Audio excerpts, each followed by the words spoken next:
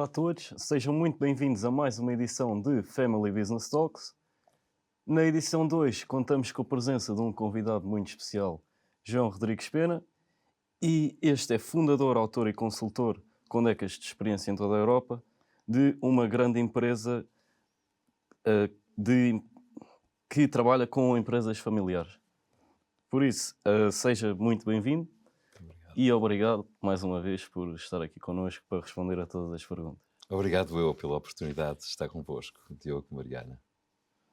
Bem, Bom dia. gostava de começar por lhe pedir que nos descreva brevemente assim o seu percurso profissional e como foi a transição para a consultoria de empresas familiares. Muito bem.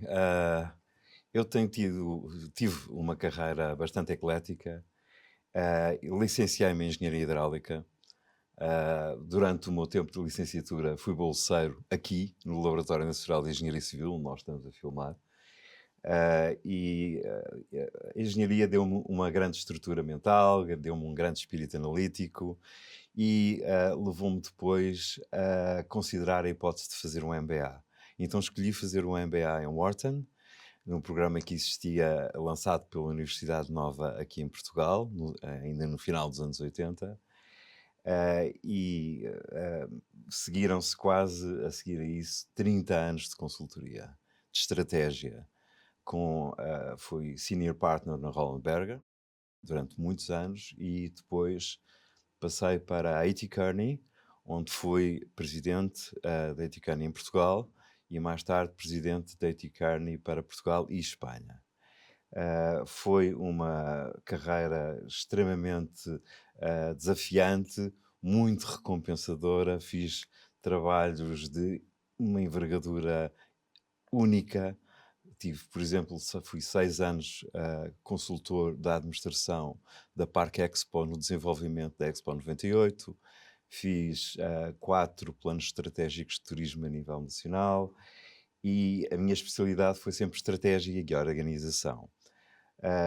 Trabalhei com os meus grupos portugueses e espanhóis, imensos desafios, e depois, a certa altura, fui convidado para ser CEO da área não financeira de um grande grupo familiar, depois a seguir vários cargos não executivos em conselhos de administração, chamados Non-Executive Directors. Portanto, ocupei alguns cargos dessa natureza. E ao trabalhar nestas empresas familiares, quer como consultor, quer como gestor, quer como administrador não executivo, fui ganhando uma paixão por aquilo que era a natureza muito própria das empresas familiares. Tem desafios, falaremos deles seguramente, mas tem atributos fantásticos. E isso levou-me a fazer, em 2020, a ter várias conversas com um amigo e achámos que havia oportunidade para lançar uma empresa de consultoria dedicada a empresas familiares. E esse desafio que nós assumimos foi com o foco de trabalhar com o presidente e os acionistas para resolver os grandes temas e os grandes desafios das empresas familiares. Nasceu assim a Arboris. Continua a não haver nada de similar em Portugal como a Arboris, verdadeiramente, e em 4 anos temos muito orgulho em ser líderes de mercado nesta área. Pronto, era isso que eu lhe ia perguntar, mas como já respondeu como é que surgiu a necessidade de criar este projeto, gostava de lhe perguntar quais são os pontos fortes e fracos de uma empresa familiar. Não precisa de dizer muitos pontos fortes e muitos pontos fracos, mas para si os mais importantes. Ok. Em relação, claro, a uma empresa não familiar. Bom, para já, na minha opinião, uma empresa familiar, bem gerida, bem montada, tem claramente mais atributos do que desafios e tem claramente atributos superiores a uma empresa não familiar. Que atributos estamos a falar? Valores fundamentais distintivos, o foco de longo prazo mais vincado, porque não tem a pressão dos mercados de capitais ou de acionistas que estão cotados no mercado de capitais para apresentar resultados várias vezes ao ano. Portanto, permite um foco de longo prazo mais vincado, um compromisso muito forte dos acionistas com o negócio. Os acionistas têm uma cara. Os trabalhadores veem a cara dos acionistas. E isso tem um valor muito grande em termos de atração e retenção dos melhores colaboradores. Se a empresa familiar souber criar o conceito de empresa familiar alargada, algumas empresas alemãs têm incentivos na forma de participações no capital das empresas familiares. E, finalmente, a reputação de mercado. O facto de um CEO ter o mesmo apelido, e vimos isso há pouco, ter o mesmo apelido do nome da empresa, que é muito frequente nas empresas familiares, quando um cliente, quando um fornecedor está a negociar e a tratar com ele, sabe que está a tratar com alguém que tem um nível de seriedade muito elevado e tem uma preocupação muito elevada com a sua reputação e isso é um conforto muito grande para quem esteja de fora a trabalhar com essa empresa. Relativamente aos desafios, Pode dizer o principal desafio neste grande mundo, não é ok, preciso dizer grandes desafios. o principal desafio é o risco de falta de unidade acionista. A partir de determinadas gerações, o leque de acionistas vai-se alargando, algumas pessoas saem e vendem as participações, mas a maior parte fica. É isso que vemos nas empresas portuguesas de terceira e quarta geração. Ah, aí criam-se ramos dentro da família. E esses ramos muitas vezes colidem na opinião sobre determinadas decisões de investimento ou na opinião sobre o próprio outcome do processo de sucessão, porque é o meu filho e não o meu sobrinho. E não é raro este tipo de tensões acontecerem. É evidente que depois o legado é mais forte. E esse legado constitui-se como um cimento entre todos os acionistas que, não obstante as discussões, não obstante as dissensões, vão acabar por fazer com que a empresa subsista e a união acionista subsista também. Ok. Mariana, se quiseres. Quais são as principais razões que levam as famílias a recorrer aos seus serviços? São, são, são questões relacionadas com. São questões de dois níveis. Por um lado, sentem que têm falta de determinado tipo de instrumentos para se fortalecer e para se lançar para a próxima geração. Isto tipicamente acontece na primeira geração, às vezes até na segunda. O caso de nós precisamos de um protocolo de família, que é um instrumento basilar na gestão de uma empresa familiar. Se esse protocolo de família não existe ou não está completo e bem feito, então é um desafio para o qual somos normalmente chamados. Temos feito várias intervenções dessa natureza. Portanto, são coisas que faltam. Okay? Por outro lado, são temas que podem levar a problemas graves no seio do corpo acionista.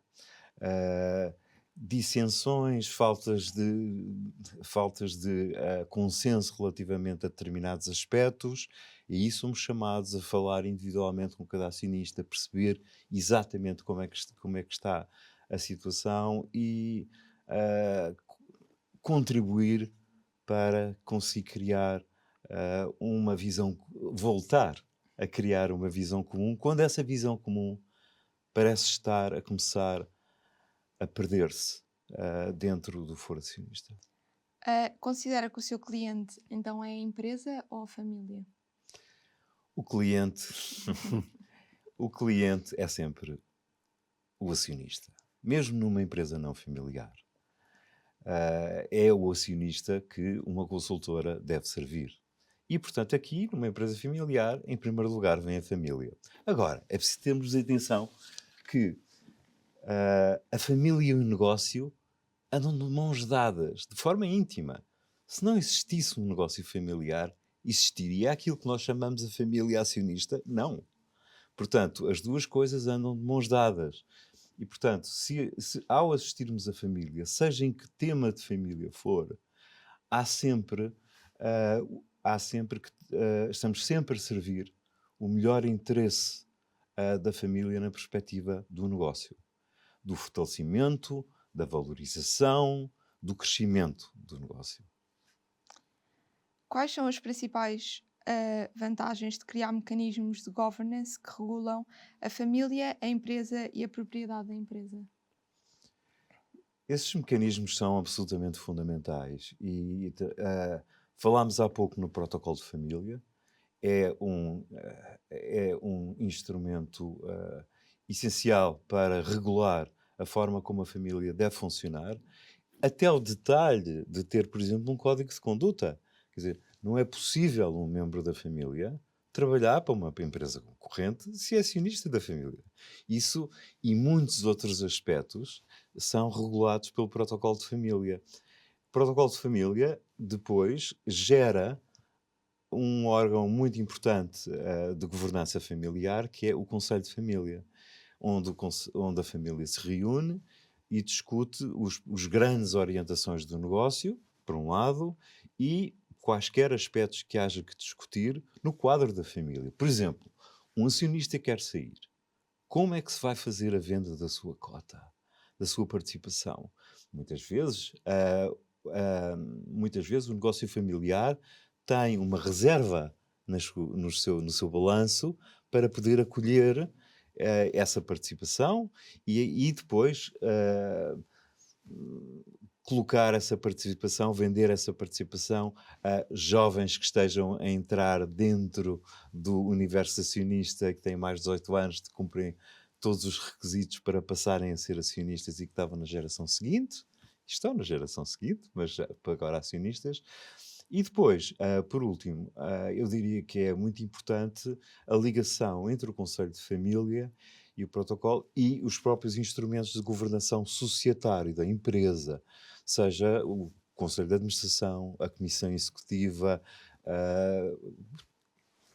a Comissão de Risco, todos os órgãos que tipicamente fazem parte da boa governação societária têm que estar intimamente ligados àquilo que são os órgãos de governação da família. Quais são as principais dificuldades que sente no sentido de alinhar a família para a necessidade de criar estes mecanismos?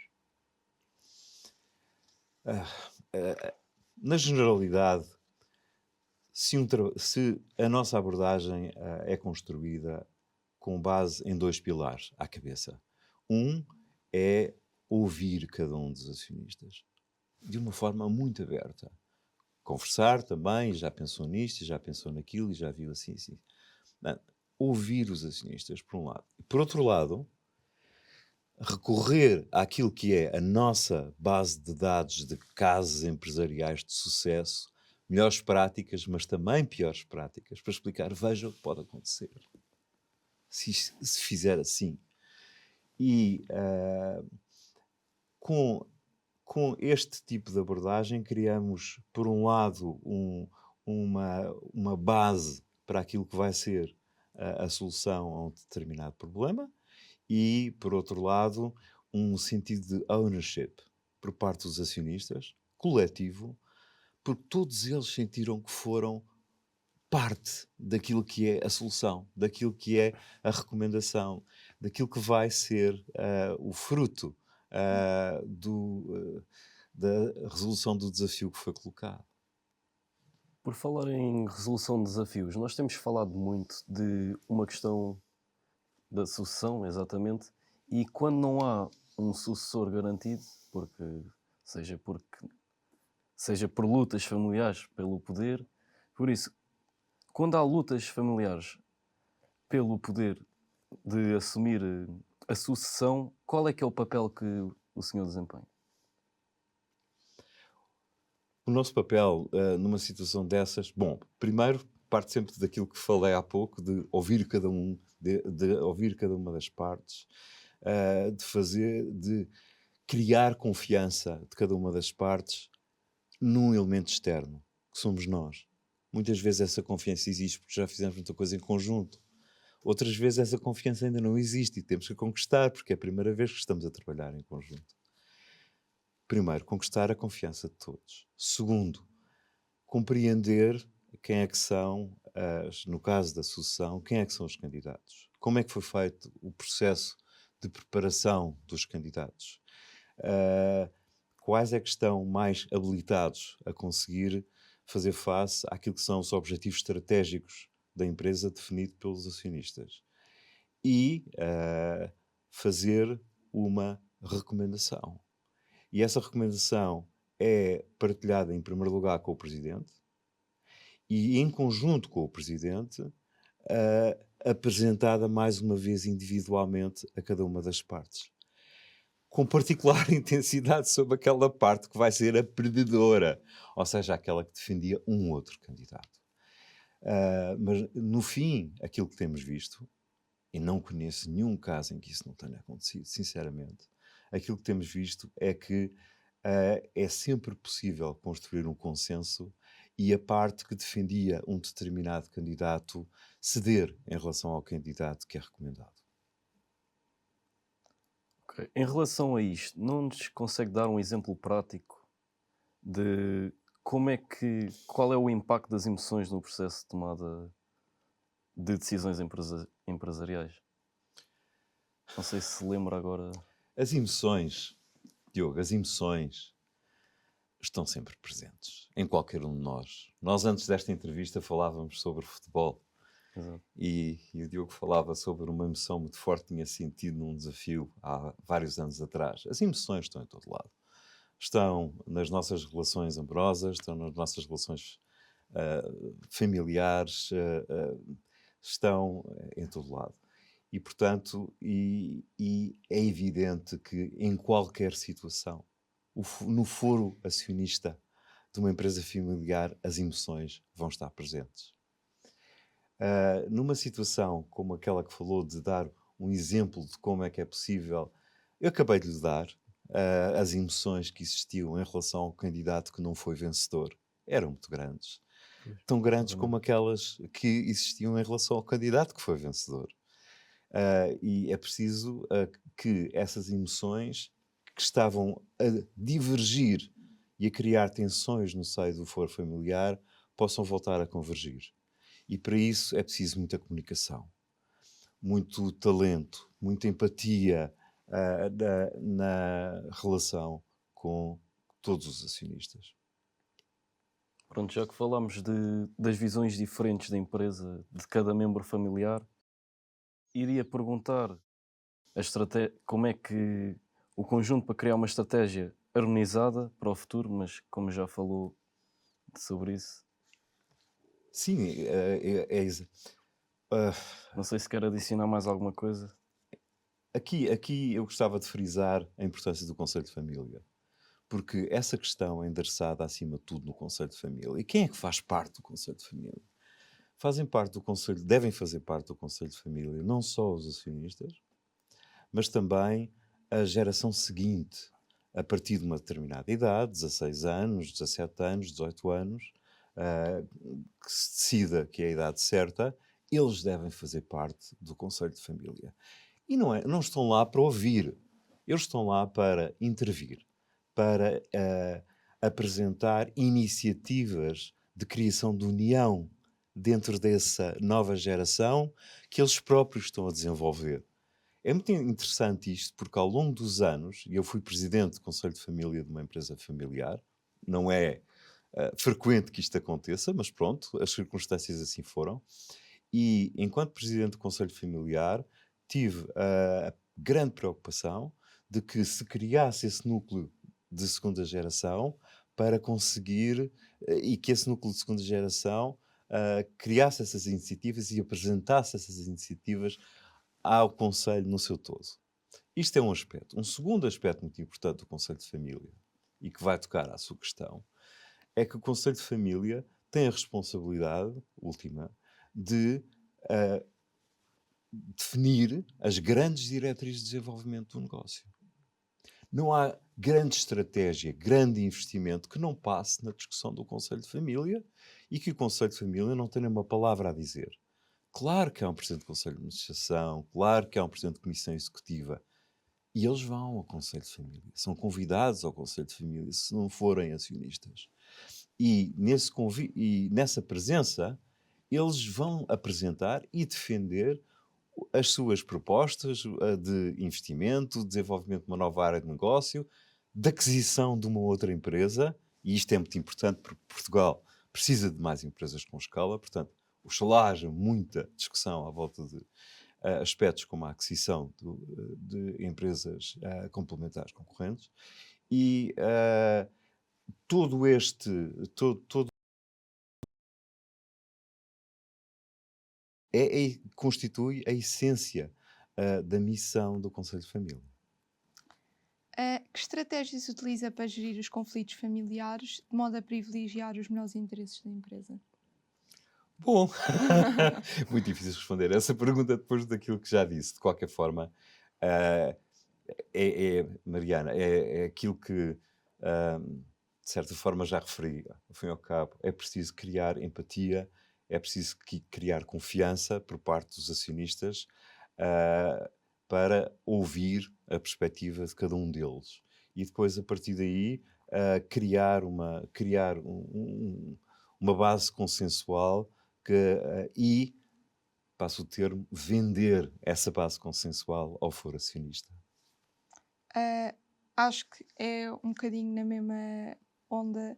Como é que equilibra a paz familiar com a tomada de decisões difíceis que podem não ser populares junto de todos os membros da família?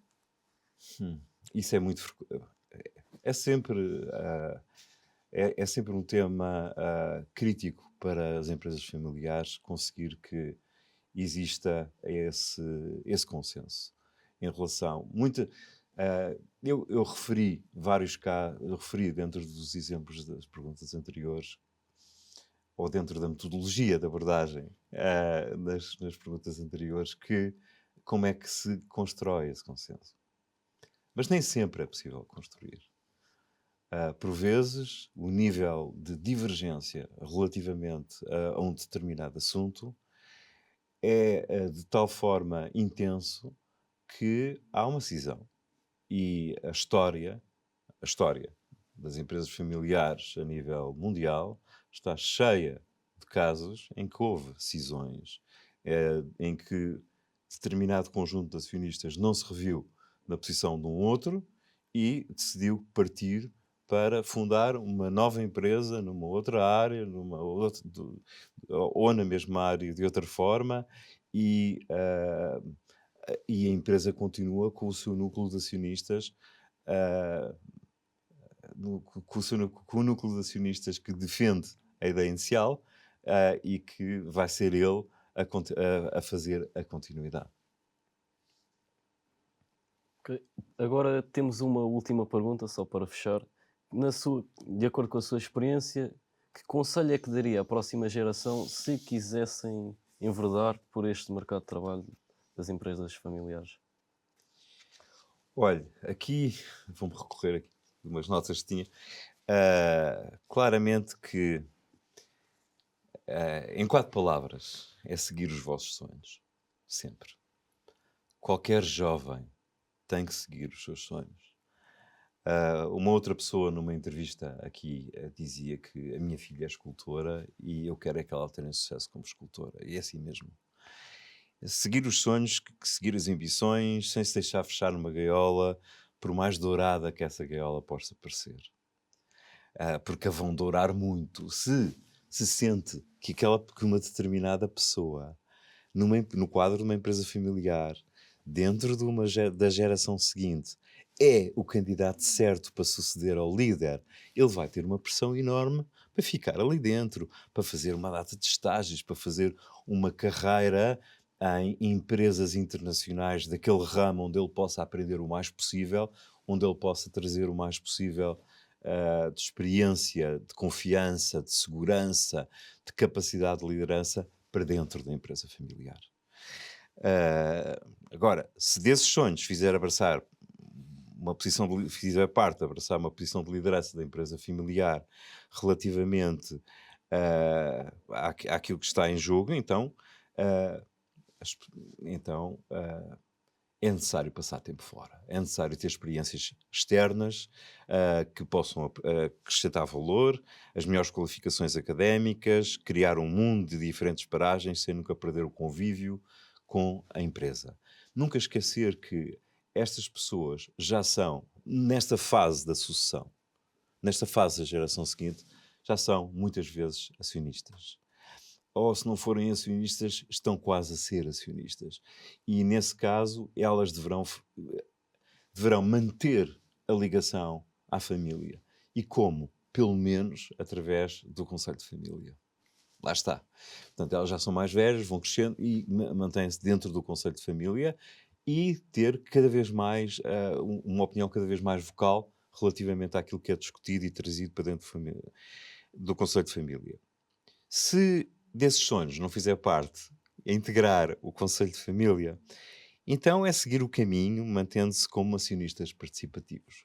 É importante não esquecer que mesmo que uma pessoa vá ser escultora ou qualquer outra coisa, ou médica, numa empresa de metalurgia, é importante não esquecer que ela vai ser acionista. Ela vai ter participação acionista. Não sei quem venda, mas no geral ela vai ter. E ao ter, é muito importante, é fundamental que ela seja uma acionista responsável, uma acionista ativa e não passiva. Não deixar que os outros tomem as decisões por si, nunca aparecer, não. Tem que aparecer, tem que estar, tem que opinar. E esse é um aspecto fundamental que não pode estar desligado daquilo que possa ser um caminho diferente no futuro de ser um membro executivo da empresa familiar. Ao concluirmos a conversa de hoje de mais um Family Business Talks, agradecemos ao nosso convidado por ter partilhado os seus conhecimentos e experiências. Esperemos que os nossos ouvintes tenham gostado tanto quanto nós. Até à próxima. Muito obrigado pela oportunidade, Mariana, Tiago.